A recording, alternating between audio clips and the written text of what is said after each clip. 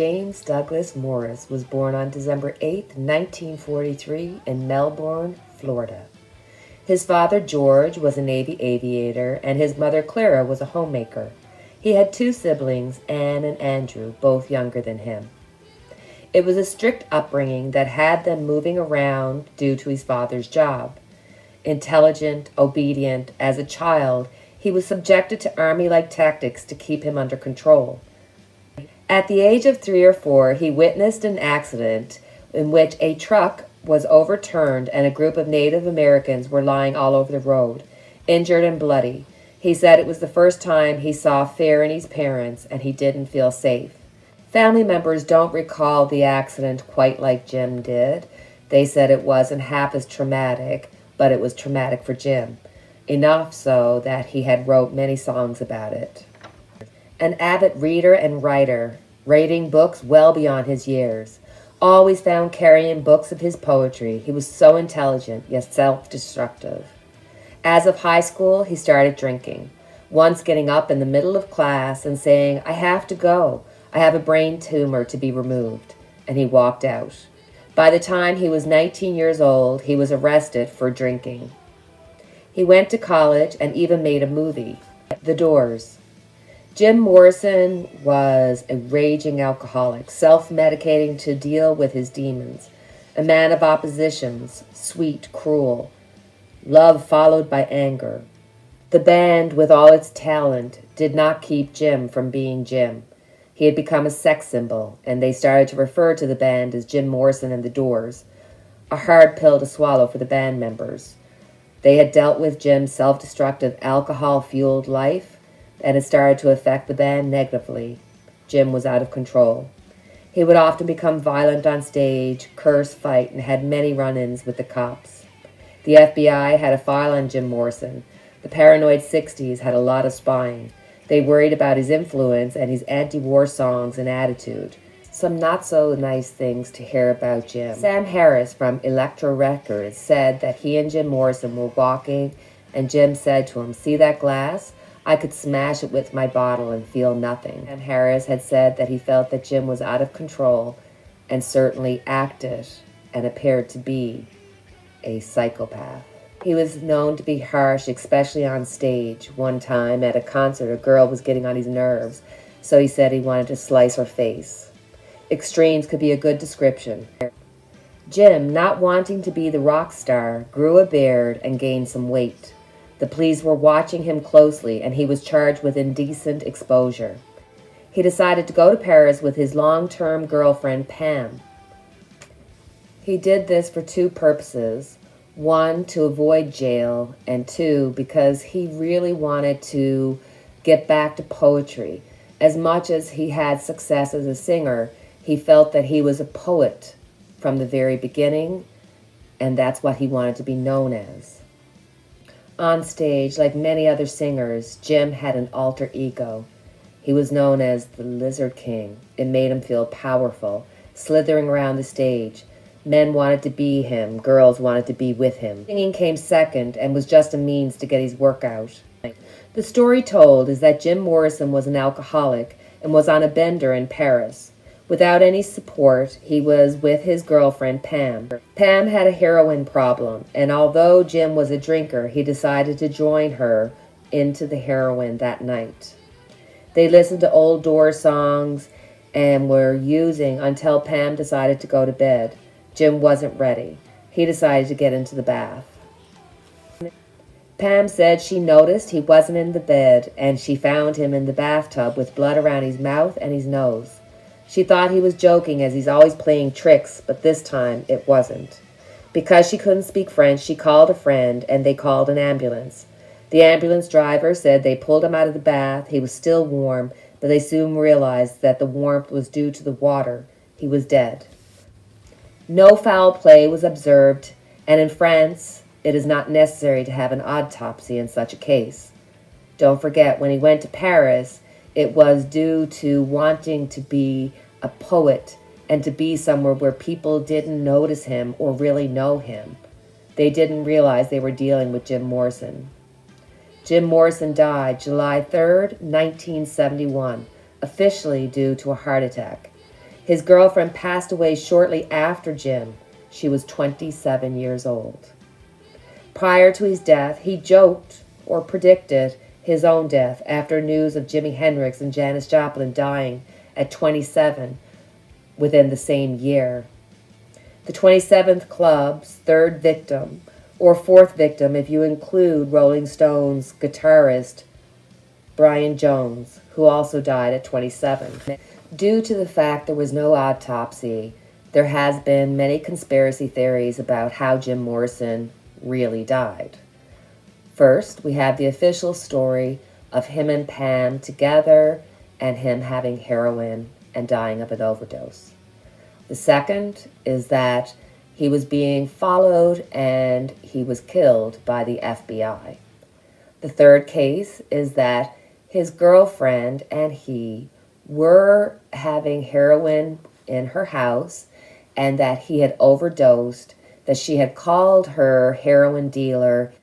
He told her to get rid of all the heroin because he didn't want to be associated, and he told her to put him in the bath. He might have went over and helped her so that his body would remain warm so that they could say he died in the bathtub. The last story is that he had been in a bar and he was trying to score some heroin for him and Pam. As he was an alcoholic and not used to taking drugs, he tried the heroin and he died in the bathroom. The owner said that they didn't want his death to be associated with their bar, so therefore they brought him home, and then Pam took care of him from there. Let's look into the life and death of a rock icon, Jim Morrison. Welcome everybody to Nine's Corner. If this is your first time here, hi, I'm Nina, nice to meet you. And if you're returning, welcome back, my friend. So we're going to have a look into Jim Morrison. I would like to do a tarot reading on the days leading up to, including and after his death, and then look for an advice card. Now, I will say I love the Doors. I grew up hearing them 24/7 from my brother's room, and on his door was that big black silk, like it was like 5 feet tall, and it was a picture of him in his lion pose, and it just said his birth and death date, and it was always significant to me because 1971, the year that he died, was the year I was born. But I mean, you know, I've heard every Doors song, I've heard all the lyrics, I could sing every song, but I won't. So I thought, let's have a look at Jim Morrison, the days leading up. And I mean, you know, I always say about music, ever since I start doing research on Jim Morrison, the only song I hear in my head going, love me 2 times, baby. That's all I hear over and over. I don't know why. I just keep, I know it's probably silly, but in my head, because I keep hearing love me 2 times, baby, I keep thinking he's, you know, love me 2 times. He's coming back as a singer, as a poet, as something. But anyway, let's have a look at the days leading up to his death. 4 swords, 4 of wands, and Queen of Swords. So with the 4 of Swords, here you're looking at rest, relaxation, recovery. Exactly as he said, the reason why he wanted to go to Paris was he wanted to try to just recoup, do his writing. That was his intention. Then we've got the 4 of Wands. As you can see, this is a reunion. So this is him and Pam, his girlfriend, meeting up in Paris. So far, so good. It's like following the story. But then we get the Queen of Swords. I truly believe that this is his girlfriend, and the reason why Pam has the Queen of Swords is because she had the heroin issue, and he was known as an alcoholic. So I feel like he wanted to go there for rest, recuperation, and to reinvent himself, to be able to be the poet that he wanted to be, because music was just his way of getting his words out. He met up with his girlfriend, but she had a negative influence on him. She influenced him to do drugs, and that's something he did not partake in a lot of. I mean, mostly he was a very heavy drinker, alcoholic, did some marijuana, but otherwise he stayed clear of a lot of the heavier drugs, except for when he was around his girlfriend Pam. That's what it seems like from the research. So she's definitely an influence there on him. Ooh. In around his death. Tower. 6 of Pentacles. Tower. So here's all the unwanted change. 6 of Pentacles is interesting. And the King of Cups. Okay. So with the Tower here, obviously this is, you know, this is unwanted change. This is something that happens and you really have no control. I don't think he was suicidal in any way, shape, or form. I just think he was really, really confused. There's an element here running through his story and through the cards of somebody who has some mental issues, because he's trying to recoup. He was trying to recoup. He was trying to he was trying to recoup. He was trying to straighten himself out, but he didn't have the proper help. So then we've got the 6 of Pentacles, the giving and receiving. I think this is saying that him and Pam that night were doing drugs and both participating. But with the 6 of Pentacles, it's like this is business getting better. And his death was a business. He made more money dead than alive. So this is kind of showing that in his death, there was money to be made. And then we've got the King of Cups right under our Queen of Swords. This is him. This is his love for his girlfriend. He was influenced by her, and he decided to have an evening with her. And it worked out terribly for him, but it wasn't an intentional thing that he tried to do. So let's look at the after. Ooh. Judgment. 8 of Pentacles. Judgment. 8 of Pentacles. 2 of Cups. So, judgment. Wanting to bury the past. This is freedom from the confusion that he was in his life. Then we've got the 8 of Pentacles. There's this sad kind of knowing that he couldn't do it on his own. He wanted to, he just didn't have the ability to live his life clean on his own. He just didn't have it. So he would have, had he had somebody surrounding him that kept him away, he would have survived for another little while. But the reality is, this path that he was on was going to come to completion. Then we've got the 2 of Cups, showing that he chose a path. He had to go down it. It wasn't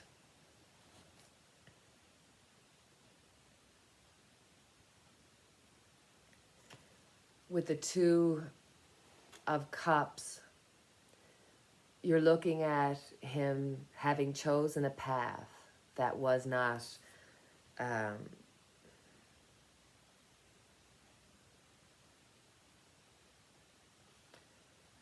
with the 2 of Cups, here he's walking away from his path. He's walking away from the path he's supposed to follow.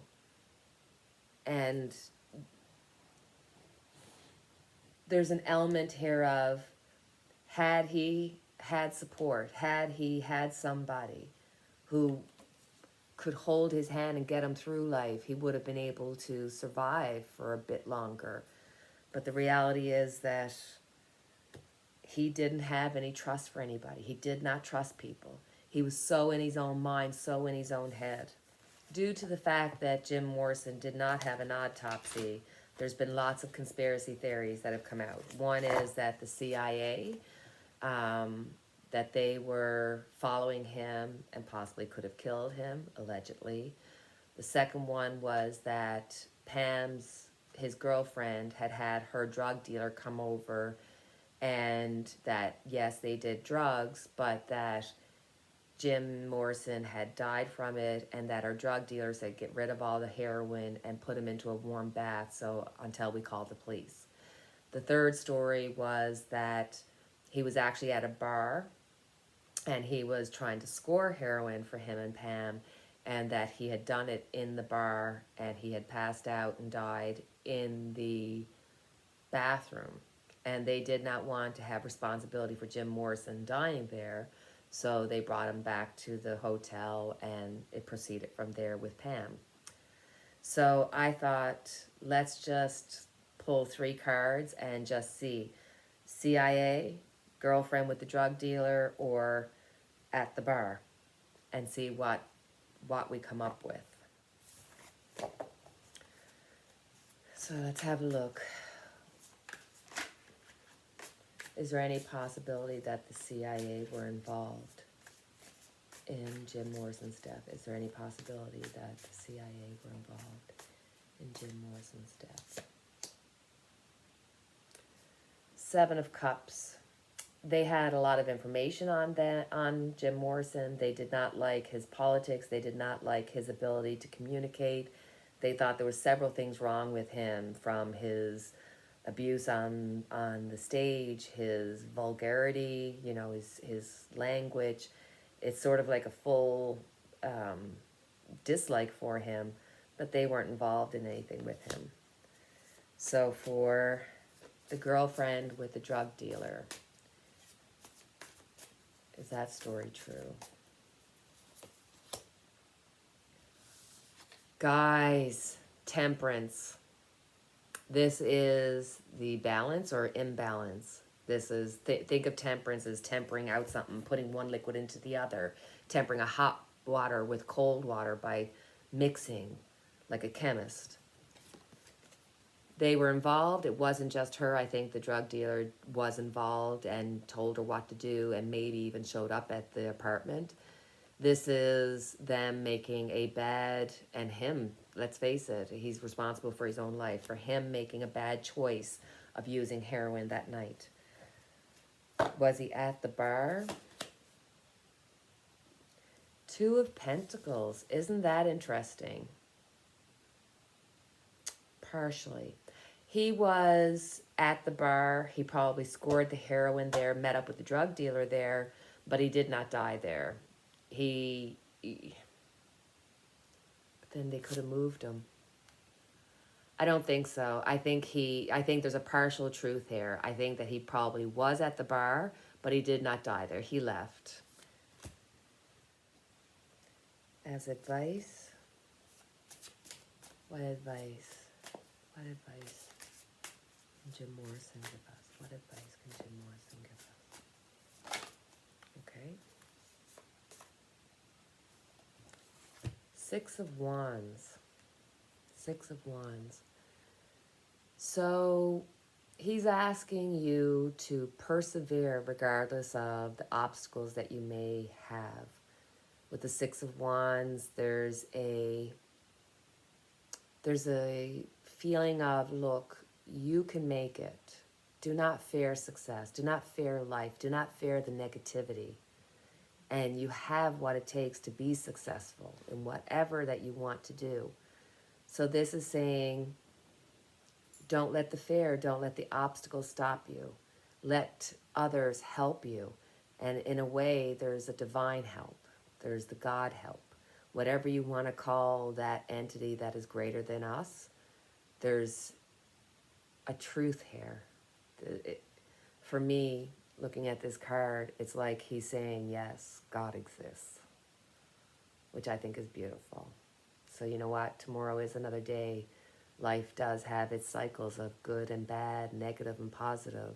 So if you're going through a negative side, he's saying, or if you're going through a negative cycle, he's saying, hold on, because it becomes positive. Hold on. Nothing's that bad. Hold on. I thought that was an excellent reading. Jim Morrison, I mean, what a poet. If he wanted to be known as a poet, he certainly is. Well, that's my reading on Jim Morrison. I hope you enjoyed it. And if you have any suggestions, leave them below. And as always, I have our unity candle lit for each and every one of us. And until the next time we talk, cheerio. Please feel free to like, subscribe, share, and do all that wonderful stuff. Thank you.